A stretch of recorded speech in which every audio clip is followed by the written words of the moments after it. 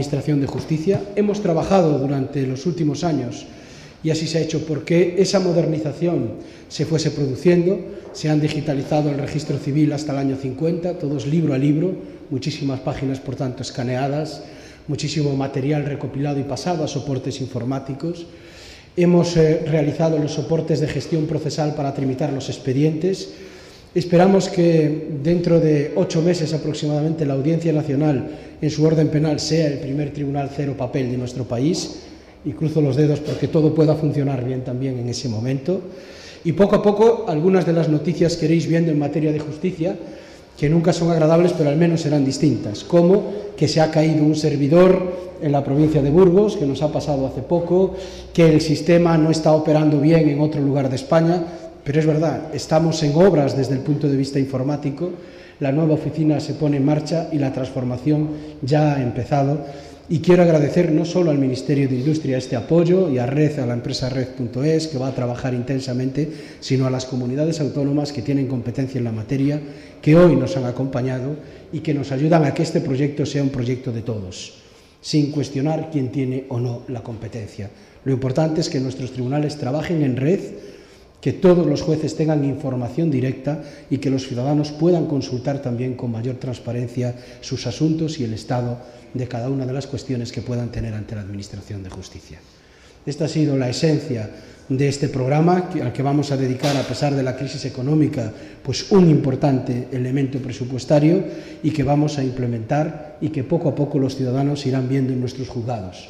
De la figura del secretario sentado tomando acta de lo que ocurre, pasaremos a una grabación digitalizada con firma electrónica del secretario, que verificará lo que ha ocurrido, pero no solamente eso, es que dará testimonio absolutamente fiel e inequívoco de esas imágenes, que se archivarán en los juzgados, pero también habrá un centro de seguridad de todo este soporte informático que tiene que funcionar a nivel de Estado. Estas son, muy brevemente, algunas de las cuestiones que vamos a hacer, gracias, entre otras cosas, al convenio que hemos firmado hoy. Y sin más, quedo a disposición de cuantas preguntas tengáis a bien formularme. Sí, bueno, señor ministro, yo quería preguntar dos preguntas sobre otros dos temas. La primera, si ha recibido información y qué opinión merece la decisión de liberar al detenido David Pla por parte de las autoridades francesas. Y la segunda, si considera que la Constitución, en su defensa de la libertad religiosa, ampararía a las alumnas de Pozuelo que están queriendo acudir al instituto La Constitución reconoce la libertad religiosa de una manera muy amplia, y España ha dado pruebas de su capacidad, la sociedad española, de tolerancia religiosa, y estoy seguro que incidentes como estos, propios ya de una sociedad pluricultural, si me permitís la expresión, también en lo religioso, multicultural, poco a poco se irán realizando.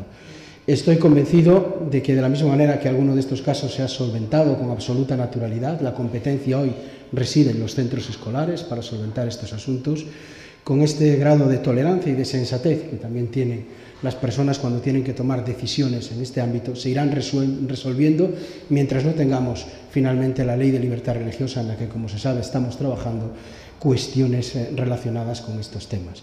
Y en cuanto a lo primero, desconozco la resolución exacta de las autoridades francesas, confío en el sistema de justicia francés, por tanto habrá que analizar esa resolución judicial, que en este momento desconozco, pero estoy convencido, dado el nivel de colaboración que existe entre el Gobierno de Francia y el Gobierno español en temas antiterroristas, que esa resolución judicial estará fundada y motivada en derecho. Pero insisto, no la conozco y por tanto no puedo emitir criterio.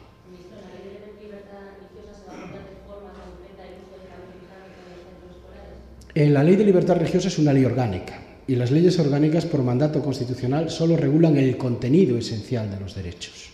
Por tanto, no podrá entrar nunca en elementos de detalle. Si nos dirá las grandes piezas de esta convivencia religiosa, si nos dirá qué competencias hay y quién será el responsable de tomar decisiones en cada momento en estos contextos, pues si la autoridad educativa, si es elementos que tienen que ver con la religión y el ejército, de qué manera se van a estructurar, pero algo que es muy importante, que son principios estructurales de todo lo religioso a partir de dos ideas. La primera, que el Estado debe ser laico en sentido del artículo 16 de la Constitución, es decir, que el Estado no tiene confesión alguna y, por tanto, ante el fenómeno religioso es desde ese punto de vista neutro, y debe ser neutro, con independencia de la colaboración que puede prestar a las confesiones religiosas, como presta en otros muchos servicios públicos a los ciudadanos. Y en segundo lugar, evitar situaciones de discriminación en el ámbito de lo religioso, que como consecuencia de nuestra propia historia y que todos conocéis, pues se produce entre grandes confesiones y menores confesiones, etcétera, etcétera. Aquí hay que articular un sistema de igualdad de derechos por una parte, pero también de proporcionalidad en función de la implantación, del arraigo, etcétera, etcétera, de cada una de las distintas creencias religiosas que hay en nuestro país, algunas de las cuales ayer mismo recibía al patriarca de la Iglesia Ortodoxa Rumana, pues ya tiene 800.000 fieles, por ejemplo. En España tienen el proyecto de hacer una catedral en Madrid, es decir, pues esto tiene ya que empezar a tener un tratamiento proporcionado en función a ciertos indicadores, número de fieles, implantación, etcétera, etcétera, con relación a otras religiones, y establecer criterios que nos permitan decir alto y claro por qué se da esta diferencia entre unas y otras, cuáles son sus razones, cuáles sus justificaciones. Hoy no tenemos esos principios en una ley, y eso es lo que queremos hacer en la Ley de Libertad Religiosa. Pues estamos trabajando muy intensamente. El proyecto de ley, como bien saben ustedes, lo capitanea un poco la vicepresidenta primera, y por tanto estamos trabajando de manera estrecha para llevarlo cuanto antes al Parlamento. Ministro, ayer el presidente Zapatero, en definitiva del Partido Socialista, pidió prudencia en todos los gestos y opiniones sobre la situación constitucional. En este sentido, ¿le parece adecuada la decisión del presidente Montilla de dirigirse al Parlamento de Cataluña y pedir una acción unitaria para solicitar la renovación del TC? Esto en primer lugar. Y luego, en segundo caso, esto es más una reflexión, si le preocupa todo lo que se está comentando, todo lo que se está diciendo, que está dañando un poco la credibilidad o la imagen tanto de los magistrados como de la institución en sí del Tribunal Constitucional. Sin duda, sería deseable que se hubiese producido ya en su momento una renovación del Tribunal Constitucional. Quiero recordar que si esta no se ha producido, y solo describo los acontecimientos, fue primero porque el Partido Popular recurrió la ley orgánica del Tribunal Constitucional. Cuando el Tribunal Constitucional dijo esa ley es constitucional, recurrió al reglamento del Senado que desarrollaba esa ley, lo cual nos volvió a impedir otra vez el proceso de renovación. Y pacientemente se esperó a que el Tribunal Constitucional también aclarase si esa modificación del reglamento del Senado se ajustaba o no a la Constitución. Y nos dijo que también era constitucional. A partir de ese momento se puso en marcha un proceso que es por todos ustedes conocido, de designación de candidatos. Hablo de la renovación en el Senado por parte o a propuesta o iniciativa de las comunidades autónomas. Y cada comunidad autónoma fue reenviando sus respectivos candidatos, que fueron formando una lista, salvo aquellas gobernadas por el Partido Popular que optaron, en una actitud posible dentro de la ley, pero dudosa desde el punto de vista de su espíritu, por nombrar solo a dos personas específicas frente a la pluralidad de candidatos que había. Y a partir de ese momento se ha mantenido una estrategia de bloqueo que está dañando, sin duda, a las instituciones. Por tanto, debía ya hace tiempo haberse renovado, sería deseable que se hubiese renovado el Tribunal Constitucional. Pero recordemos todos por qué y quién ha estado poniendo chinas para que esto no ocurriese. Dicho esto, el Tribunal Constitucional, hoy configurado como está, es plenamente legítimo para dictar toda clase de sentencias. Por tanto, cumple escrupulosamente las exigencias de la ley, las personas que están allí tienen capacidad para seguir haciéndolo, y creo que es perfectamente su posición para dictar cualquier tipo de sentencia constitucional en este momento.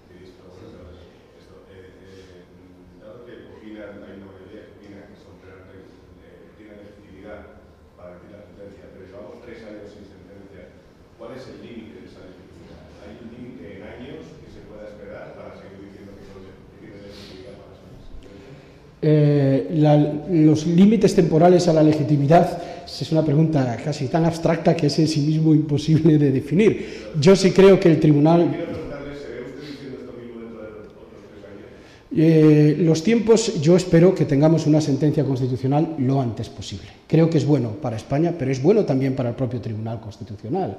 Y sin duda, los primeros son los magistrados constitucionales, estoy seguro, los convencidos y conscientes de ello.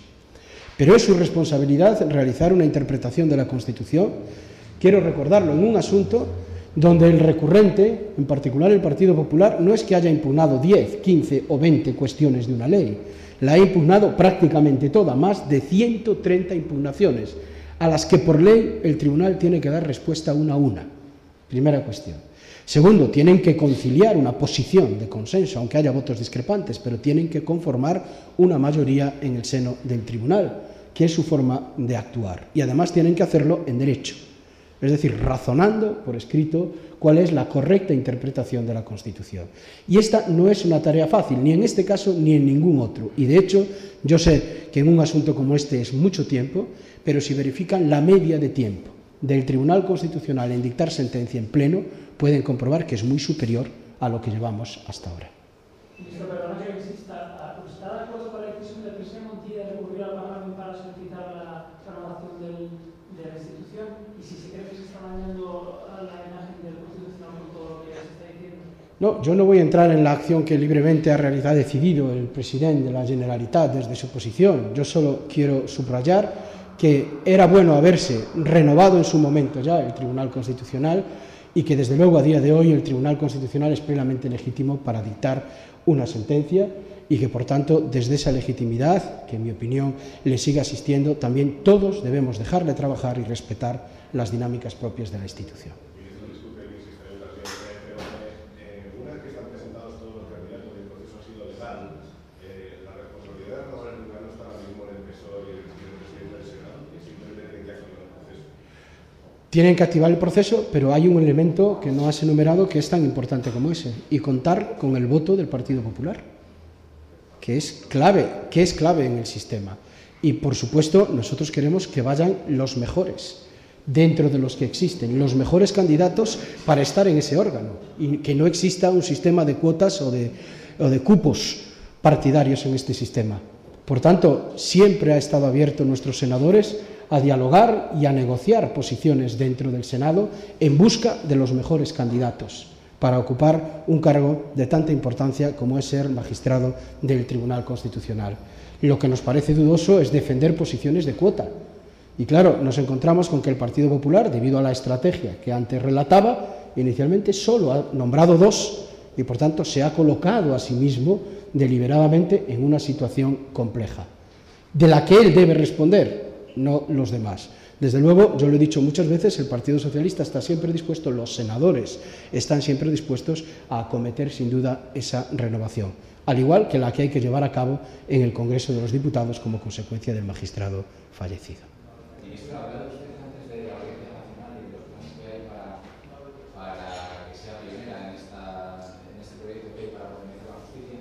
Hoy hemos conocido el informe del Servicio de Inspección del Consejo del Poder Judicial que la verdad que le pone muy deficiente en el capítulo de instalaciones. Dice que no se presta las exigencias de la nueva oficina judicial y que no es un lugar adecuado para ejercer la labor jurisdiccional. No sé si esto...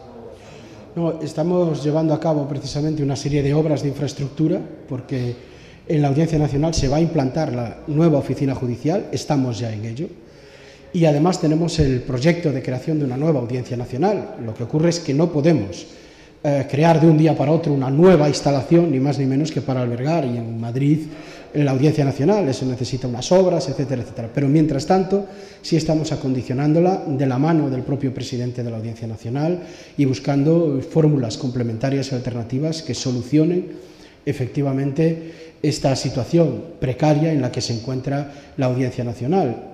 Y además es que era obligado a hacerlo, si me lo permites, porque la nueva oficina cambia la visión y el escenario incluso para el ciudadano.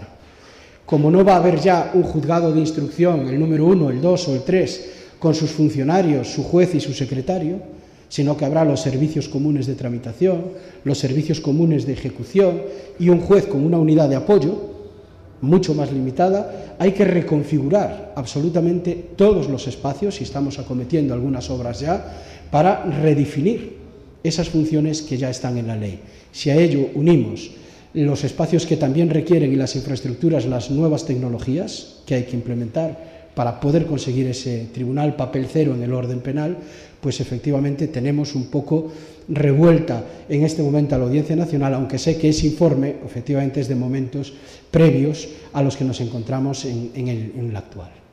La comunidad acaba de tener con los consejeros y le han urgido a traspasar